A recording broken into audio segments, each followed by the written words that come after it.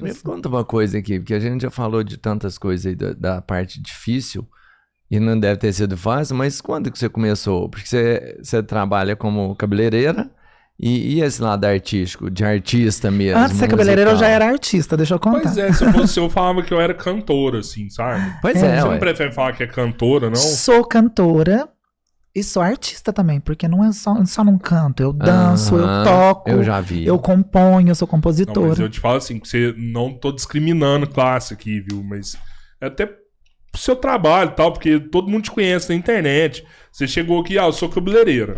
Beleza, mas toda vez que eu te vi, eu não vi você no salão, eu vi você na internet Entendi. cantando. Ó, Você tio tinha Rô, que falar, eu sou cantora. eu sou muito chonga, eu tô aprendendo. Tenho as minhas amigas, o pessoal da minha assessoria que eu tô organizando agora, eu tô aprendendo a me comportar como cantora, como artista, a ser mais ativa, mexer nas Claro. minhas redes sociais de forma assim, que é certo, né? Com mais que, resultados, com- né? eu sou Profissional. péssima com isso, eu não sei publicar, eu não sei postar, eu não gosto de tirar foto, eu tenho preguiça de tirar foto. Então, assim, eu tô me educando pra poder ter uma projeção maior na minha carreira Mas como aí, cantora. já que a gente tá falando dessa carreira de cantora, quando você soltou, eu acho que foi o último sucesso seu, não sei se você soltou alguma coisa depois. Eu tive algum sucesso? O Amei de Araguari é foda pra louco. caralho. Ai, mentira! Eu até queria te perguntar disso aí também, porque...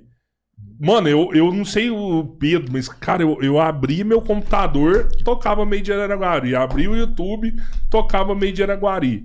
Eu sei que ele deve ter tido um trabalho de tráfego ali pra distribuir, ó, vamos distribuir pra todo mundo de Araguari esse produto aqui. Né? Vocês devem ter feito isso aí. Chama eu creio. dinheiro, você impulsiona e acontece. Colocou nisso aí. Na verdade foi assim. Vamos lá, falar da Beth Artista. Quando criança, eu sempre cantei, sempre tive tendência. Eu ainda não tinha estudado e já dedilhava no teclado, tirava som. Aí meu pai me colocou. Meu pai é maravilhoso, né? Me deu um primeiro teclado, me colocou pra estudar no conservatório. Eu estudei com a Daniela Montes, aliás, um beijo para a Daniela. Estudei com a Angela Nalesso. Estudei com vários outros professores, eu não vou lembrar de todo mundo.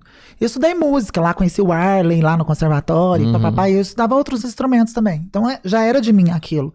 Eu tinha a voz muito aguda quando eu era criança. Era voz de menina mesmo. Tipo assim, o meu bullying maior, assim, nem era tanto dos meus trejeitos, mas a voz era muito fininha. Então era uma vozinha. Quando eu era criança, assim, o meu pai, ele... Na ignorância dele, né? Porque eu não tenho raiva do meu pai por isso. Ele tentava me masculinizar. Porque ele pensava, não, toma tipo de homem. E Fala grosso. Então, esse fala grosso é icônico. E ele teve um dia que ele chegou a pegar o cinto, ele não me bateu. Mas ele tipo me ameaçava, fala grosso, fala grosso. E disse que eu falava, grosso. Aquela vozinha minha. Então ele tentou de toda forma me influenciar a falar grosso, a me comportar como homem. Eu tinha uma prima, Ana Luísa, aliás, beijo pra Ana Luísa, se ela estiver assistindo. E eu amava encontrar a Ana Luísa.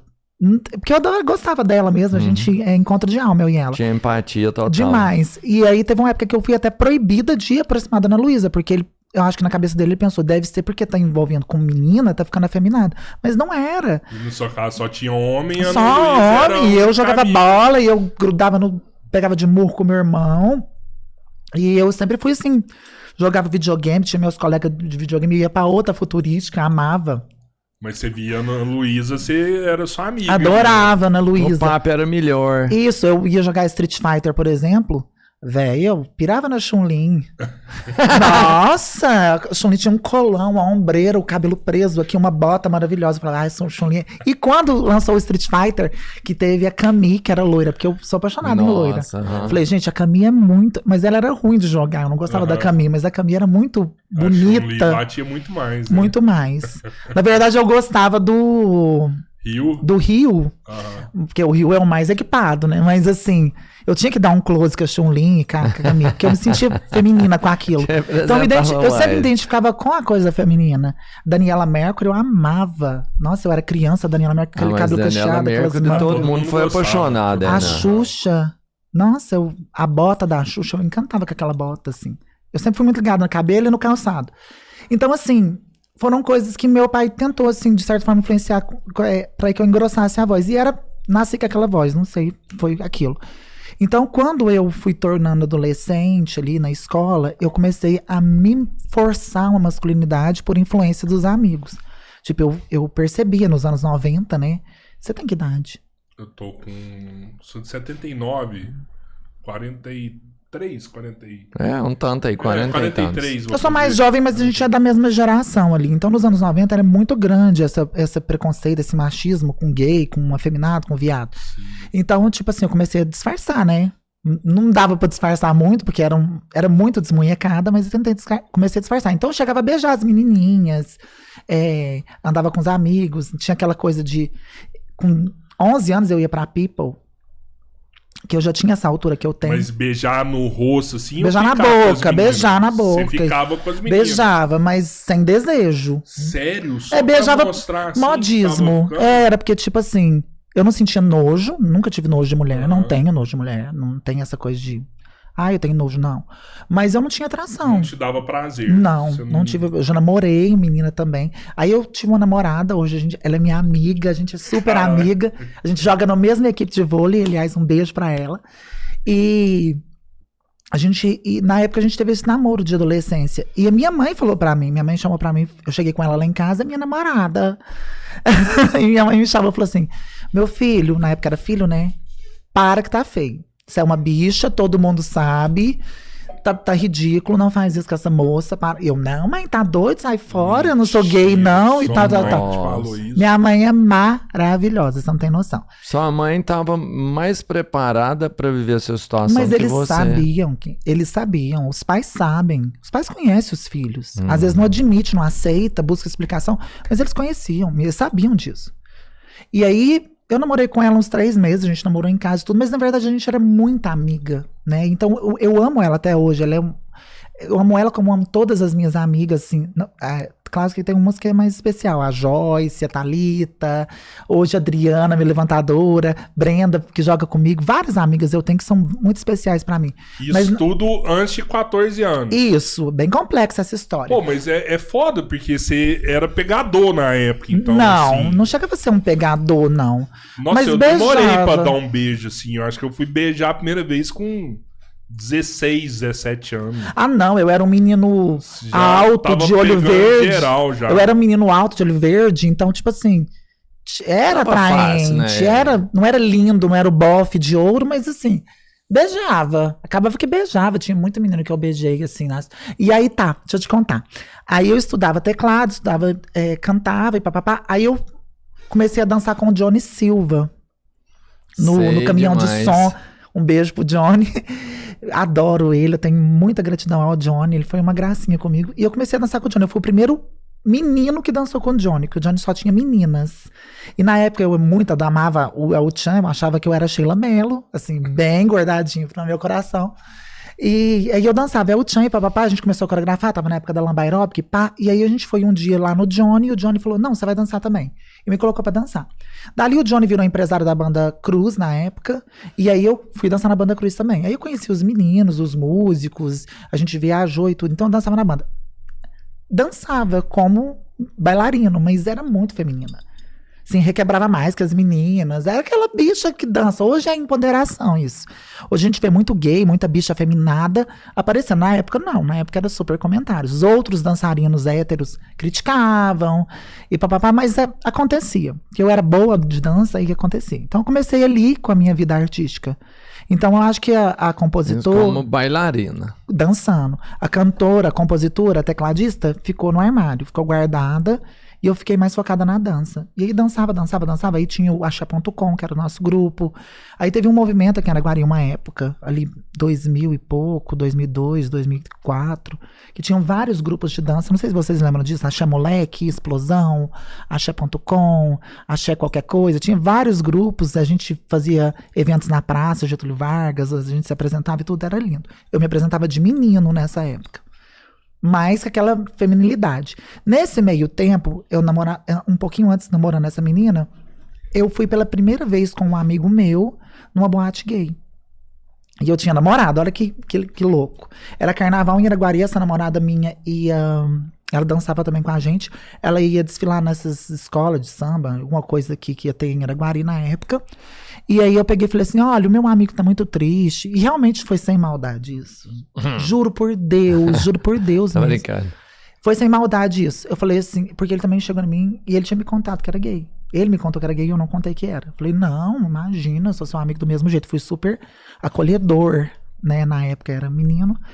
E falei, ele falou, eu quero muito ir na boate, papá, você pode ir comigo, você vai comigo? Eu falei assim, eu não tenho dinheiro na época, mas ele pagou pra mim e tal. E a gente foi. E eu, sambangona de tudo, não sabia, nunca tinha saído em Uberlândia, acho que se tinha ido era num carro, nunca andei em nada. Fui lá pra essa boate e falei pra minha namorada, ó, você vai pro carnaval, eu vou pra lá com meu amigo e tal, amanhã a gente se encontra, certo. Fui nessa boate. E aí, a hora que eu cheguei lá, eu vi um universo, velho, que eu pensava, isso não existe. Porque a visão que eu tinha de gay, de travesti, era aquela coisa assim, que eu era reprimida. Nossa, se você virar bicha, se você vai vestir de mulher, vai pra rua, o povo vai te bater, vai abusar de você sexualmente. Meu pai contando, na minha época, o soldado do exército batia nos gays, corria atrás, os gays tinham que esconder, e realmente isso acontecia. Então eu morria de medo. Tinha pavor. Quando eu cheguei na boate, que eu vi vários homens beijando, bebendo, conversando, mulher com mulher, drag queen, aquela coisa. Eu falei, gente, peraí. Vamos falar sobre algo que eu tinha ignorado na minha vida toda. Eu posso ser quem eu sou, eu posso viver essa atração que eu sinto por meninos e ser feliz, é normal. Eu não preciso ser marginal, eu não preciso ir pra rua. Então, ir na boate gay me fez muito bem aquilo. Quando eu voltei de lá, rapidamente eu arrumei um outro argumento, terminei com a minha namorada, com a minha amiga, ela não entendia na época, depois ela entendeu. E comecei a assumir minha homossexualidade. Falei, eu quero viver isso e é pronto. Essa boate era lá em Uberlândia. Isso. Aí, nesse momento de descobrir a minha sexualidade, de conhecer rapazes e papapá, era a Boate Heaven, em Uberlândia. Que era, nossa, minha felicidade foi a Boate Heaven. Porque na Boate People, na Missirrie que eu ia, eu era People de Iraguari. A People Iraguari, a Missirrie, todas eu ia. Missirrie eu não lembro aqui em Iraguari. É onde era a People, só que depois foi o nome que ela teve. Mas como eu dançava na banda Cafuné, na banda Cruz, depois na Cafuné, eu ia nas boates dos eventos, eu ia no Fole de Ouro, Spectrum, antes do Armazém tinha um outro nome, que era Spectrum, depois tudo que tinha eu ia, porque eu era muito precoce com isso, saía bastante. Mas ali era um personagem, o tempo todo eu era um personagem assim, eu ficava me corrigindo, tipo, eu vou dançar mais assim, né, não vou requebrar muito, porque... Caramba. E quando indo na boate, na Reva, velho, que liberdade poder falar normal, independente do meu timbre e da minha voz, que liberdade de poder dançar, poder beber, olhar pra alguém, me interessar e demonstrar isso. Você se soltou assim, a hora que você... Logo que não entrou... fiz uma linha Priscila, não joguei um véu e performei, mas assim, fui pra lá e fiquei feliz. E aí eu ia pra lá sempre, que lá eu me sentia tranquila com pessoas parecidas comigo. E aí eu cheguei, sentei com a minha mãe pra conversar com ela, pra contar pra ela. E aí o que eu fui falar, ela falou, eu já sei, eu já sabia, já tinha te falado, fica tranquila, a mamãe tá com você, papapá.